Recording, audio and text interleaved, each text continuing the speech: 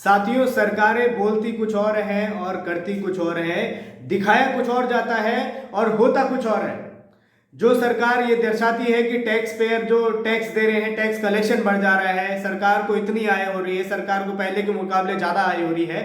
वास्तविक स्थिति ये है कि बहुत सारे जो मैन्युफैक्चरिंग सेक्टर के जो यूनिट लगे हुए थे, मैन्युफैक्चरिंग सेक्टर के जो लोग टैक्स दे रहे थे, बहुत सारी मैन्युफैक्चरिंग जो कंपनियां थी, 40,000 से ज्यादा मैन्युफैक्चरिंग कंपनियां आज की डेट में बाहर कर दी गई है। और इनके बदले कौन आया है? इनके बदले 10,000 के आसपास की जो कंपनियां हैं, लगभग 10,000 कंपनियां कॉर्पोरेट सेक्टर से जुड़ चुकी हैं, जो लोग टैक्स देने का काम करते हैं। नतीजा क्या है? नतीजा ये है कि जो वास्तव में जो आपके गांव में, जो आपके शहर में जो छोटे छोटे जो व्यापारी हैं, जो छोटे छोटे लोग हैं, जो छोटे छोटे मैन्युफैक्चरिंग यूनिट में कमाई कर रहे थे, जूते की दुकान हो, किसी की चप्पल की दुकान हो, किसी की कपड़े की दुकान हो, यदि वो छोटे स्केल पर काम कर रहा है, यदि उसकी छोटी सी दुकान है और तब वो काम कर रहा है, तो उसकी कमाई घटनी निश्चित है। यदि वो अमेजोन में, यदि वो फ्लिपकार्ट में, यदि वो ऑनलाइन बड़ी बड़ी कंपनियों से टाई अप नहीं है, तो निश्चित ही उसकी कमाई घटा दी जाएगी। और ये आप नहीं तय करेंगे, ये सरकार तय कर रही है। और सरकार के तय करने के द्वारा ही आपके साथ ये चीजें हो रही है। आपको पता भले नहीं चल पा रहा है कि आपके साथ हो क्या रहा है, आपकी कमाई तो घट रही है, ये समझ में आ रहा है, आपकी सेविंग घट रही है, ये समझ में आ रहा है ना। आपके जो आसपास के जो लोग हैं, आपकी दुकान में जो आते थे, वो आज आपकी दुकान में नहीं आ रहे हैं, क्योंकि उनको वैसे ही कॉम्पिटिटिव रेट में बड़े बड़े कॉर्पोरेट सेक्टर से उनको वही आइटम मिल जा रहा है। आप यदि जूते बना रहे हैं, आप यदि जूते को 300 रुपए में बेच रहे हैं अपनी दुकान में, आपको दुकान का किराया भी निकालना है, आपको बिजली का रेंट भी निकालना है, आपको अपने वर्करों को भी सैलरी देना है, आपको अपना स्टाफ का भी करना है खर्चा, आपको अपना प्रॉफिट भी उसमें से निकालना है। तो आप यदि जूते को 300 रुपए में बेचेंगे, तो बड़ी बड़ी जो मैन्युफैक्चरिंग के जो सेक्टर है, उनसे बड़े बड़े कंपनियों का टाई अप होने की वजह से वही 300 रुपए का आइटम उस कंपनियों को 150 रुपए में मिल जाता है। और 150 रुपए में मिलने के कारण वो 200 रुपए में कस्टमर को दे रहे हैं। इससे होगा क्या?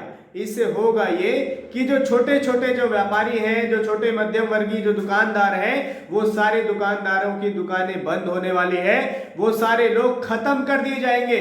और ये सुनियोजित है, ये नियोजित करके, ये कानूनी रूप से, कानूनी ढांचागत तैयारी करके इसको इस तरीके से लागू किया जा रहा है कि आपको पता भी नहीं चलेगा कि आपके साथ क्या हो रहा है। और आपका आर्थिक शोषण भी होता रहेगा, आपका सामाजिक शोषण भी होता रहेगा।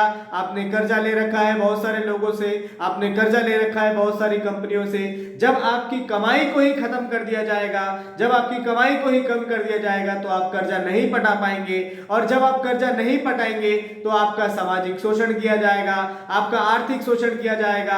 आपके बच्चों को केवल राजनीति के जो कार्यकर्ता है, वो कार्यकर्ता के रूप में लिए जाएंगे। हर राजनीति में हर जो नेता है, वो नेता अपने चंगुल में फंसा करके रखेगा।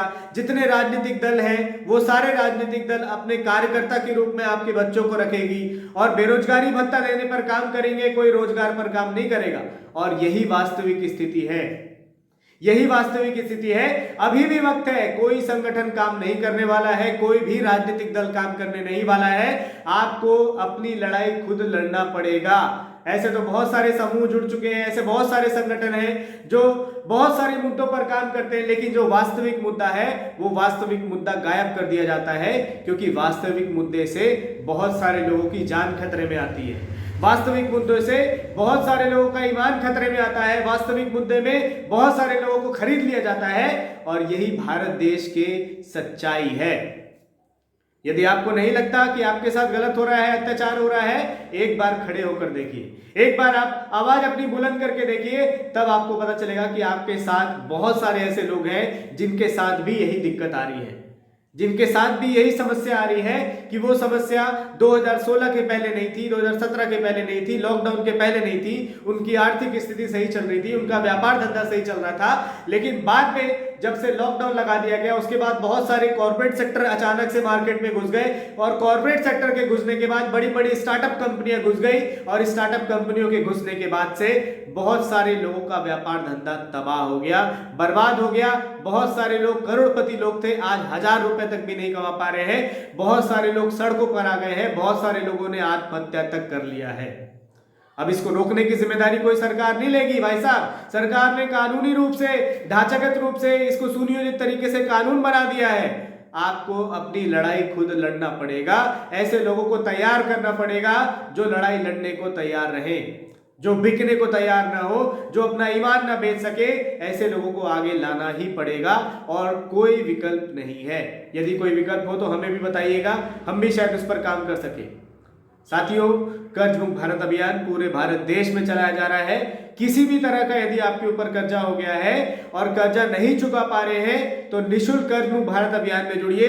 सरकारों ने कॉर्पोरेट सेक्टर का भी कर्जा माफ किया है, सरकारें किसानों का भी कर्जा माफ करती है, तो आम जनता को भी अपनी आवाज उठाना पड़ेगा। आम जनता का भी कर्जा माफ होगा और यही प्रयास में लगे हुए हैं। यदि आपको लगता है कि आम जनता का भी कर्जा उसी तर्ज पे माफ करना चाहिए जैसे कॉर्पोरेट सेक्टर का कर्जा माफ किया जाता है, तो आप भी जुड़िए, आप भी इस मिशन में जुड़िए, आप भी इस अभियान में जुड़िए। जुड़कर सहयोग करिए, जुड़कर साथ दीजिए और भी लोगों को संगठित करिए, अपने क्षेत्र की जिम्मेदारी लीजिए। जय हिंद, जय भारत।